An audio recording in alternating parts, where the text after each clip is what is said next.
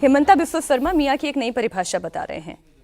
मियाँ मतलब असम में आने वाले बांग्लादेशी मुस्लिम घुसपैठिए। उन्होंने असम में बांग्लादेशी मुस्लिम घुसपैठियों के खिलाफ मोर्चा खोल दिया है। हेमंता बिस्वा शर्मा ने मियाँ को लेकर असम के लोगों से बड़ी अपील की है। हेमंता बिस्वा शर्मा ने लोगों से अपील की है कि मियाँ समुदाय के लोगों को परेशान करें। ये कह रहे हैं कि मियाँ समुदाय के लोगों को परेशान करें। उन्होंने कहा अगर कोई मियाँ रिक्शा के लिए 5 रुपए मांगे तो उसे आप 4 रुपए ही दो। इस तरह के छोटे छोटे काम से परेशानी होने पर ही वो राज्य छोड़ेंगे। उन्होंने मियाँ को लेकर सुप्रीम कोर्ट के फैसले का हवाला दिया। हेमंता ने सोशल मीडिया प्लेटफॉर्म एक्स पर लिखा कि जो लोग मेरे मियाँ शब्द पर टिप्पणी के लिए मुझ पर हमला कर रहे हैं, जो शब्द असम में बांग्लादेशी मुस्लिम घुसपैठिए के लिए इस्तेमाल होता है, उन्हें थोड़ा रुककर सुप्रीम कोर्ट ने असम के बारे में जो कहा है ये भी पढ़ना चाहिए। हेमंता कह रहे हैं ये भाषा मेरी नहीं है, ना मेरी कल्पना है और ना राजनीतिक अतिशयोक्ति है। ये देश की सर्वोच्च अदालत ने अपने जो स्टेटमेंट है उसमें जो कहा है वो है। अब वो हालांकि बहुत बड़ा स्टेटमेंट है, लेकिन उसके कुछ हिस्से में आगे आपके लिए पढ़ देती हूँ। उन्होंने सुप्रीम कोर्ट के स्टेटमेंट का हवाला देते हुए कहा कि the influx of illegal migrant is turning the district into Muslim majority region. It will then only be a matter of time when a demand of their merger with Bangladesh may be made. वो ये कह रहे हैं कि जो जितने lower Assam के जितने जिले हैं, धीरे धीरे उसकी डेमोग्राफी, तीसरा पैराग्राफ सुप्रीम कोर्ट के इस पर जो तीसरा पैराग्राफ है उसमें यह कहा गया है, जब देश के सर्वोच्च संवैधानिक अदालत जनसांख्यिकी आक्रमण जैसे शब्दों का इस्तेमाल करती है और क्षेत्र राष्ट्रीय एकता के संभावित नुकसान को चेतावनी देती है, तो इस हकीकत को स्वीकार करना नफरत नहीं है, ना सांप्रदायिकता है, ना किसी समुदाय पर हमला है। मियाँ को लेकर ये लड़ाई है। उन्होंने अपना बयान क्या दिया हेमंता ने, वो भी आपको सुना देते हैं। मियाकेতো কষ্ট দিব গৈছিল নহয়, গতিকে যোনে যেনেকে পাৰে মিয়া কষ্ট দিয়ক না, আপুনিও দিয়ক না। ৰিক্সাত উঠিলে 5 টকা ভাড়া হলে 4 টকা দি দিব। হিমন্ত বিশ্ব শৰ্মা আৰু বিজেপিয়ে ডাইৰেক্ট মিয়াৰ এগেইনষ্টত আছে।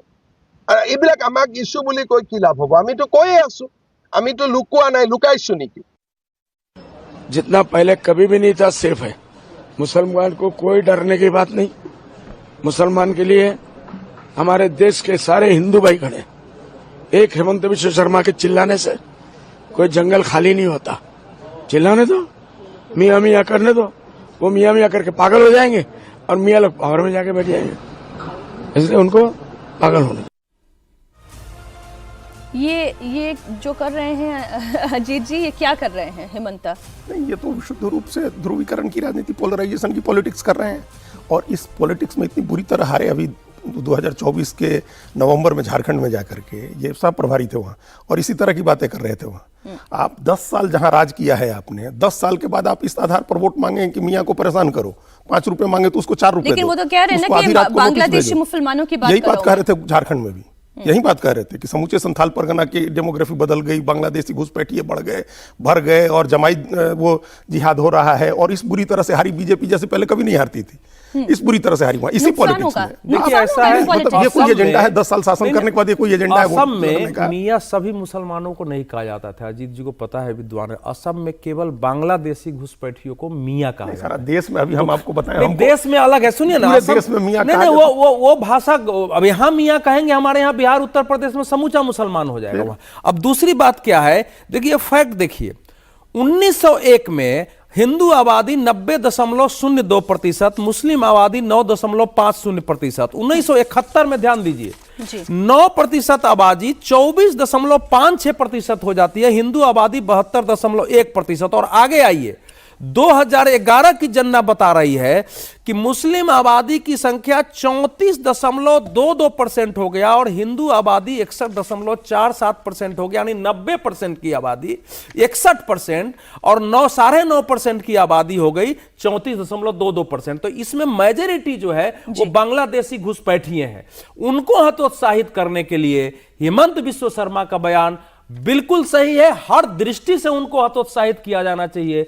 सरकार की अपनी पॉलिसी होती है। और 2 पंक्ति मैं अजीत जी को कहना चाहूंगा, इंसाइक्लोपीडिया ब्रिटानिका ने लिखा है कि मनुस्मृति पढ़ने के बाद अंग्रेजों ने जिस ढंग से उसको फैलाया, 72 से ज्यादा देशों ने अपने यहां उसको कोड में शामिल किया और अपने संविधान उस रूप में विकसित किए हैं।